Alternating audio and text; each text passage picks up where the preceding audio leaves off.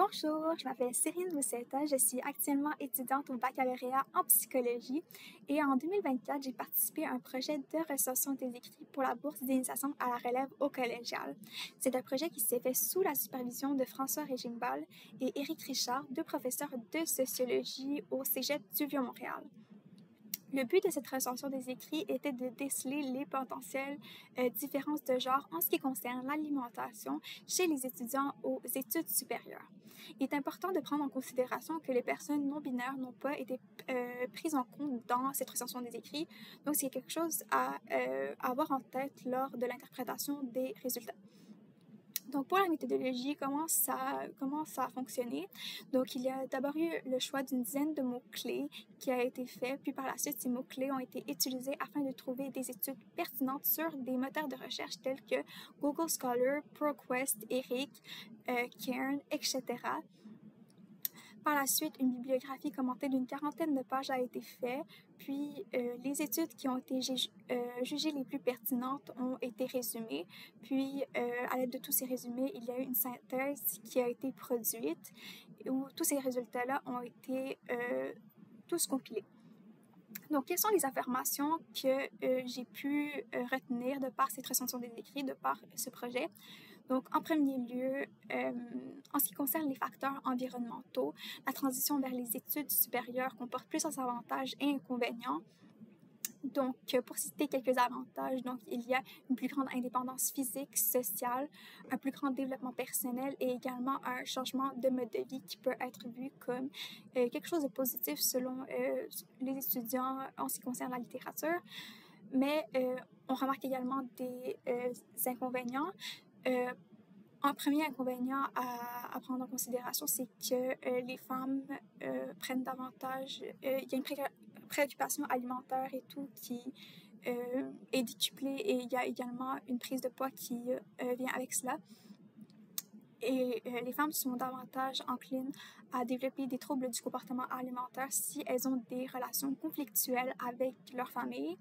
En ce qui concerne les hommes, il y a une plus grande tendance à manger à l'extérieur qui est constatée et également ils sont également plus enclins à développer des troubles du comportement alimentaire s'ils entretiennent des relations qui sont jugées malsaines avec leurs pairs, donc leurs amis, leurs entourages. Donc, maintenant qu'on a parlé un peu des facteurs et tout environnementaux, comment ils influencent ces comportements-là, on peut maintenant parler des comportements qui sont plus récurrents selon les genres. Donc, certains comportements qu'on retrouve plus récurrentement chez les femmes, donc serait par exemple la lecture d'étiquettes, une plus grande tendance à cuisiner, une plus grande consommation de fruits et légumes, et une plus grande tendance à fréquenter les cafétérias universitaires. Elles ont également tendance à déjeuner de manière quotidienne. Et en ce qui concerne les habitudes qu'on retrouve plus chez les hommes, donc les hommes ont davantage tendance à privilégier une alimentation qui est riche en gras et ils ont davantage tendance à manger à l'extérieur selon la littérature. Et comment parler tout simplement des habitudes alimentaires et tout de l'alimentation plus généralement sans parler des troubles alimentaires. Donc, les troubles alimentaires sont exacerbés par des désirs de modification corporelle. Donc, on remarque que chez les femmes, elles cherchent davantage à perdre du poids dans le bas du corps, alors que les hommes cherchent à prendre du poids dans le haut du corps. On assiste depuis les années 70 à un changement sociétal en ce qui concerne les standards de beauté, donc notamment véhiculés par les concours de beauté et les magazines. Ces standards-là mettent beaucoup l'accent sur la beauté qui vient avec le fait d'avoir une silhouette qui est fine. Et également une tendance et tout sous-jacente qui je trouve très très intéressante à partager, c'est que les femmes ont davantage tendance à restreindre leurs calories lorsqu'elles mangent en présence de compagnons masculins. Également, lorsqu'on parle des étudiants, de la vie étudiante, on ne peut pas ne pas mentionner le stress. Et le stress modère les habitudes alimentaires des étudiants. En général, le stress fait augmenter la consommation d'aliments sucrés et également d'aliments qui sont riches en gras. On remarque qu'en ce qui concerne les hommes, on remarque une augmentation de la prise de céréales, une plus grande prise d'alcool et également une plus grande prise de produits qui sont transformés. En ce qui concerne les femmes, on remarque qu'elles vont beaucoup moins manger de substituts de viande et elles vont beaucoup moins consommer de fruits et légumes en période de stress. En ce qui concerne la prise alimentaire plus généralement, les femmes ont davantage tendance à prendre leur déjeuner de manière quotidienne. Elles vont prendre au minimum 2 repas par jour et les hommes, eux, vont plus s'alimenter à l'aide de collations au fil de la journée. Donc, c'est des tendances qui est possible de voir au sein de la littérature.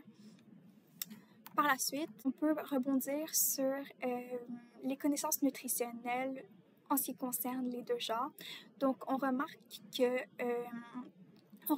les femmes vont davantage avoir de connaissances nutritionnelles qui leur viennent de leur famille et par la suite des magazines. En fait, ça, c'est dû au fait qu'il y a un rôle de genre qui est encore assez persistant pour les femmes. Les femmes ont davantage tendance à s'occuper de la santé familiale, de la nutrition et également tout ce qui est en rapport avec les discussions de santé familiale. Donc, c'est une tendance qu'on retrouve moins chez les hommes. Les hommes vont aussi avoir la plupart de leurs connaissances nutritionnelles de leur famille, puis par la suite des magazines, puis des journaux, mais c'est des proportions qui sont plus petites de manière générale. Par la suite, une fois qu'on a fait dresser ce portrait-là plus généralement, on peut maintenant passer aux interventions qu'on peut faire pour améliorer les habitudes alimentaires en général et plus simplement améliorer en fait l'épanouissement en ce qui concerne l'alimentation vraiment pour les étudiants. Une des premières choses qui est suggérée par la littérature est la création de groupes de soutien au sein des campus universitaires, ce qui permettrait aux étudiants d'échanger, mais également de se sentir soutenus dans des enjeux qui concernent l'alimentation. Également, il y aurait la possibilité de créer des cours de cuisine afin d'aider les personnes à acquérir vraiment de meilleures habitudes, une meilleure culture culinaire et des meilleures habitudes qu'ils pourraient transplanter dans leur vie de tous les jours. Donc, ce sont toutes les informations que j'ai pu retenir de par cette recension des écrits. Donc, qu'est-ce que ça m'a permis? Ça m'a permis vraiment de beaucoup plus me cultiver sur le sujet, d'en apprendre plus sur l'alimentation, le genre et également plusieurs composantes, notamment les troubles du comportement alimentaire, vraiment les spécificités qui sont assez intéressantes en ce qui concerne les comportements plus sociaux, etc. Et ça m'a permis également d'avoir des connaissances méthodologiques. Ça m'a permis d'acquérir des plus grandes connaissances méthodologiques qui vont me servir, c'est sûr, dans mes années universitaires. Donc, c'était mon rapport de stage. Merci.